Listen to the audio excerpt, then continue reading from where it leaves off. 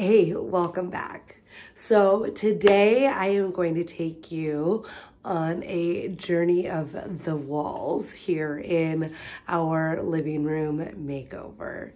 So there's going to be paint, there's going to be wood, there's going to be more paint, there's going to be a lot of broad nailing and a lot of detail work that you're going to see put on these walls, which is so exciting. And I'm just so excited to take you guys along and talk you kind of through parts of the process and mostly just letting you guys see it come to life. So enjoy. First things first, we have to clear off the walls. So getting all of my oils off of the oil shelf and into a box, and then taking out all of the outlet covers and putting those on the side. And then ultimately, I've got to take this oil shelf down, which isn't too complicated, but just takes a little finagling. And then it's a little bit more wall prep with filling in any little nail holes and screw holes that there are, and then wiping down all of the walls to make sure they're nice and clean, so that the paint has a nice clean surface to adhere to. I've never done this before, but I always know that I should, so might as well do it right in this room. Okay, so now here I go, taking lots of back and forth steps because I am cutting in on the walls here and going around all of the outlets and light switches. I'm just giving it a nice clean line all the way around, back and forth and up and down that stool. I kept the towel under the stool to protect the floor as best as I could. With all that prep work, now it's time to roll. And I have to tell you, I haven't ever used an extra long handle for rolling on the walls. It is a definite game changer, and I highly recommend putting one of those on to really make ease of application. There we go. Fresh walls. Looks so nice. Okay, so went to the hardware store and got another can of paint to do the ceiling. And then I got some drop cloths. They were out of the size that would have fit this room completely, so I had to get 2 of them. And so I'm gonna get this laid down and get ready to go. Painting the ceilings is not fun, but I did 2 coats. So the first coat, I went this direction, and then after it dried and I did the second coat, I actually went perpendicular and went the opposite direction with my paint roller. And I think that really helped me get a nice even coat all over. But as you can see, these white ceilings look so much better than whatever color used to be there.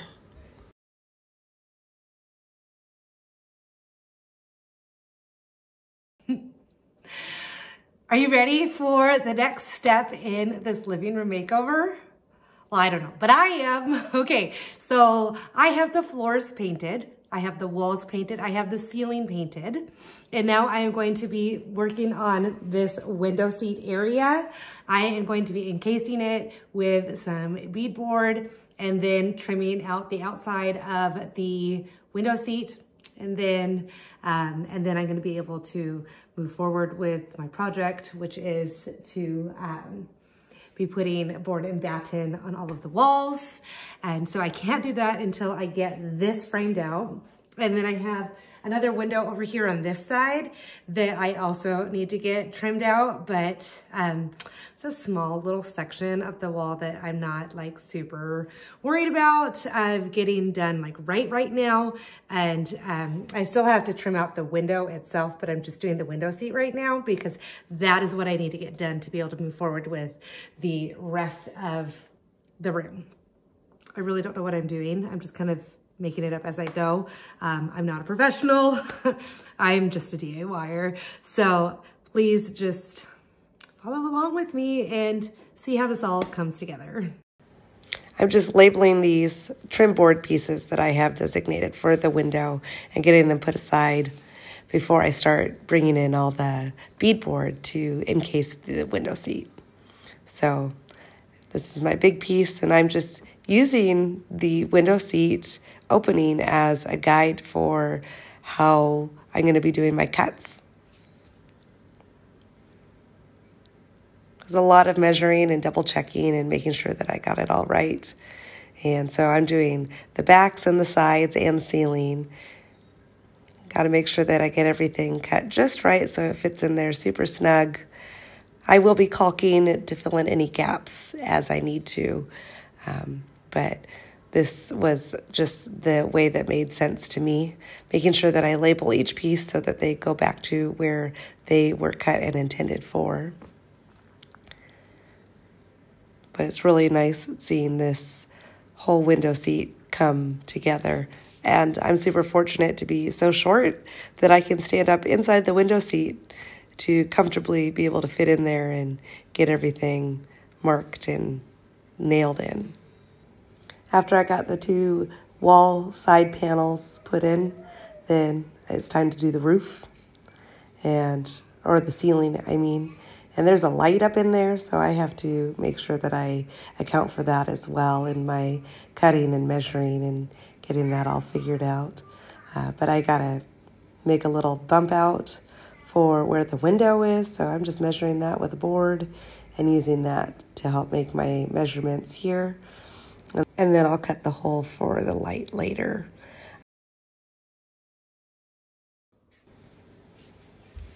Attempt number 12. I had to cut this board so many times to get it to be the right size. Yes.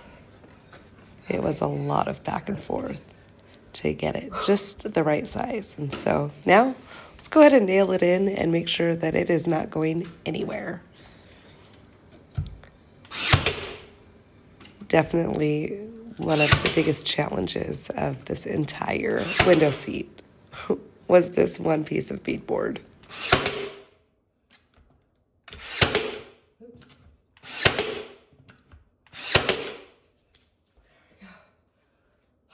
Yes. Okay, so I got all the beadboard in around here. I still have the ceiling piece there that I need to cut the hole out for the light to get that up there. So next up is caulking all the seams here and filling in all of the little brad nail holes. And then I'll get to work on the seat. So yay for progress.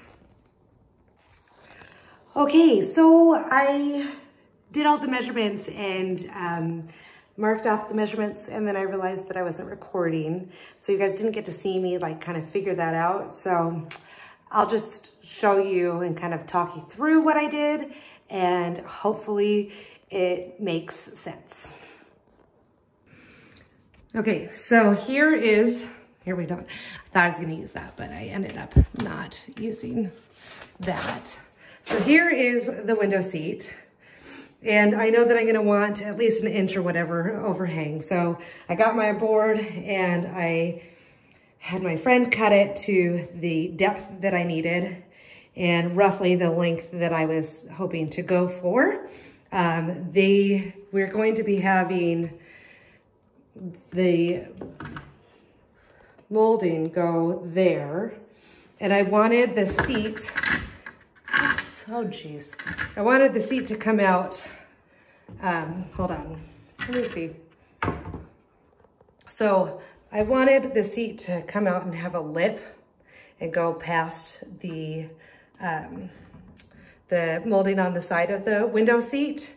And so I'm making a T, or like I'm cutting out a little bit, a rectangle from there. And so I centered the board on the window and then measured the distance from here to the edge of the seat and marked that off, and then did it there. And then I measured how wide it was from there to there. And then I marked that off, and I just used this board. So what I did was I put this board down like this, and then I took a straight edge and made a straight edge on it, and I did the same thing over on that side, and then I just used that as my straight edge to make the line there and to make the line there. So this is the bottom of the seat, and so I'm gonna go take it and I'm going to cut along that line, and I'm going to cut on the outside of the line, because I can always shave just a little bit more off to fit it in there. But if I cut it too short, then I'll have a big gap between the wall and the seat, and I don't really want that, and I don't want to have to fill it. So I'd rather it be a super snug fit. So I'm going to cut just on the outside of the line. So what that means is that this is the outside of the line because I'm cutting this section off. So I'm going to take my jigsaw, I'm going to cut along the line there, and then cut along there, and this part will come out. And so it'll look like a really fat T, or at least that's the idea from it. And so then I'll take it and I'll flip it over, and it should just sit right in there, and that's the goal. So I went to put it in for a dry fit, and it is so snug in there. It's not going anywhere, so I just left it, and I nailed it in, and we're moving on to the next step. We're doing board and batten on the walls here, so I am just measuring for a board. It's difficult because the tape measure is not cooperating very well at all. But trying to count and get the right measurement on there so that when I go and cut the board to fit in this spot, I want it to be a nice fit. Here I just have some random boards laid out on the walls, trying to get an idea of where the placement is going to go for the boards. And then there's the window that I still need to do the encasing on. But I really like how this is coming together and what it's going to look like. I can see it. It's going to be beautiful. Okay, and somehow I managed to put the boards perfectly spaced as to just right where I needed them. And so I just nailed in my little extra boards there to mark off where I wanted them to go. And then I made little marks on the top board so that I know exactly where I wanted my battens to go. And so then I could measure between the baseboard and the top board so I could get my battens cut to be the right length. And then using my level to make sure that they're level and get in there really well. The boards are not perfectly spaced evenly, but they are spaced just the right way to accommodate for the different outlets and light switches and heater switches and all of that, and to still look really good in this room. And just, finagling with the boards and the brad nailer and getting everything in the right spot and making sure that, they don't move. It was a bit of a challenge to do on my own, but it was so fun, and using that brad nailer is such a game changer, and you're really able to get a lot of work done in a short amount of time. And as I went on, I learned better ways to utilize that brad nailer to my advantage to expedite the process of adding all of the battens onto the wall.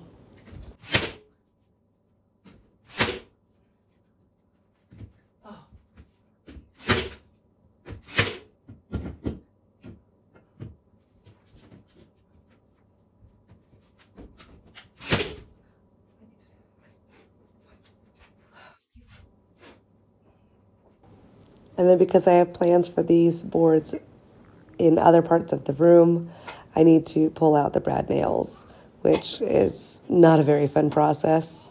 but necessary, and it's also beneficial for safety to get those extra nails out of there.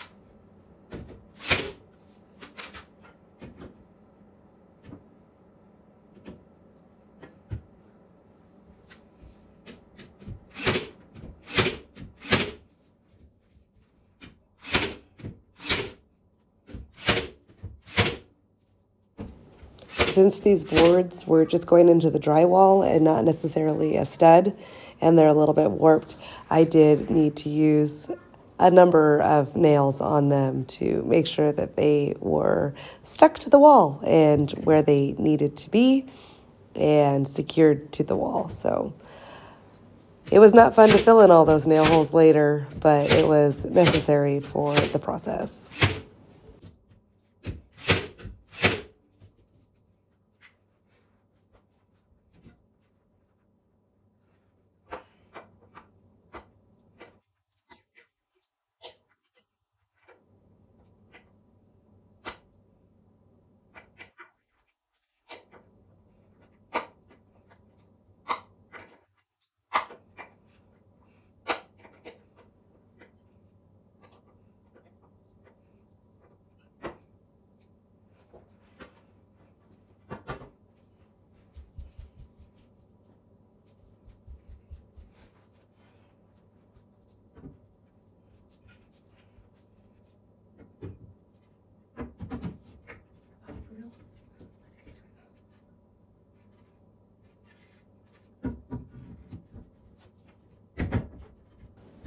This board was just a hair too long for this space.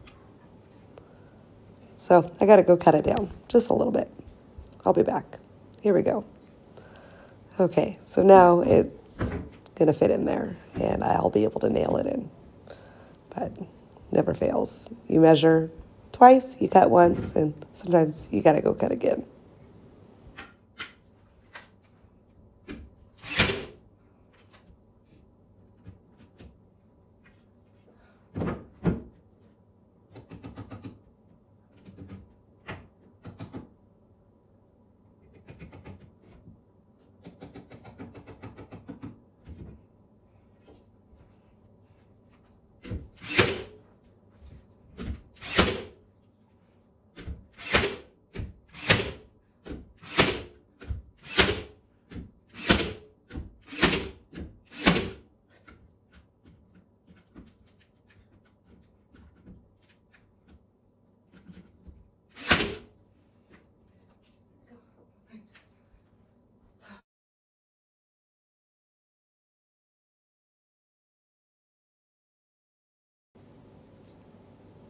Okay, I know I said I wasn't going to do the window yet, but I was on a roll and just wanted to get this room done. So I did the window so we could continue moving on and getting done with this process. And now it's time to caulk all the seams. I already went through and filled in all of the nail holes, which was a beast in itself. And now I get to go around and I get to do all of the caulking. It took 2 caulking tubes to do this entire room. And most of it went into doing all of the caulking that needed to be done in the window seat. But going through, and I was wearing a glove, so I didn't really have to touch the caulk very much to go around and fill in all of those gaps. I do not like caulking. That is probably my least favorite part of this entire job. But it's all caulked, and now we are ready to prime and paint. I did stain the seat for the window seat, and I have that all taped off for keeping it protected while I do all of the painting of the trim work. But here we go. Let's do this thing.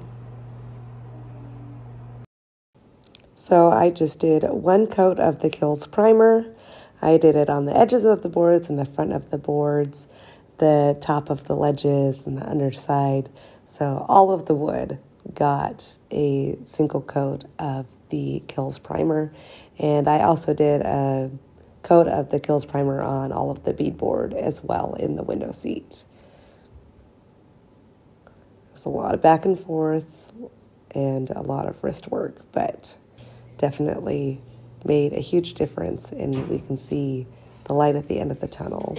So after this, I did 2 coats of paint on the trim work, all of the woodwork, and I used the same color as the walls. So I did Chantilly Lace by Benjamin Moore, and I did it in the satin pearl finish for the woodwork and the beadboard. And then the walls are in an eggshell of the Chantilly Lace by Benjamin Moore. I'm really sensitive to paint, and so I went with the Ben line from Benjamin Moore, which is supposed to be their lowest VOC option that they have. And I have to say that it was a great paint for me to use, and it was not affected by the paint at all. So it had great coverage and it looked really good, and I had 0 sensitivity issues to it. One thing that I did was I stained the seat for the window bench, and I did that prematurely because I wanted to do it before I painted. But then I had the wall and part of the trim work taped off for the staining of the window seat. So I created an extra step of work for myself that once that got all stained and cured, then I had to wait for it to dry and then tape it off again in a different way so that I could finish off painting and caulking the beadboard and trim work for the window seat. But I got it done, and I had to do a layer of Kills and then 2 layers of the satin paint. And while it was a little extra work having to do it this way, I don't think I would change it, actually. I was able to blend the paint in just fine, and I was able to get the bench stained how I wanted to and get all of the trim work painted how I wanted to. So definitely was an extra step, but I think I would probably do it the same way all over again. And here I am doing an extra detail work. So I am actually going to be painting the can light fixture that is going above in the window seat here. And so I'm just cleaning off the fixture with some Thieves Household Cleaner and scraping off any little bits of paint that had gotten on there from my previous painting in this room. And so I'm just getting off all the little extra bits of paint off of the light fixture. And then I'm going to use the satin pearl finish paint in the same color, Chantilly Lace, on this little light fixture here. And I'm just going to paint around just as a extra detail work, just to make it blend in a whole lot better once it's ready to be reinstalled. It's just going to match and look really, really good. So this is one thing that you get to take an extra step for added detail, and I highly recommend doing this.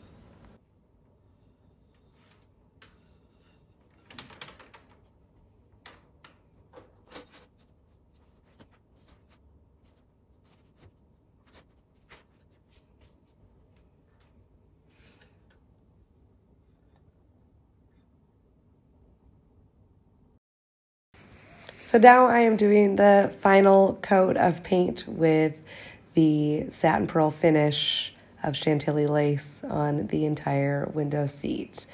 I left this whole thing to be done all at the same time because I knew I wanted to get a single even coat. And that's a wrap on these walls, so stay tuned for the reveal of the whole room.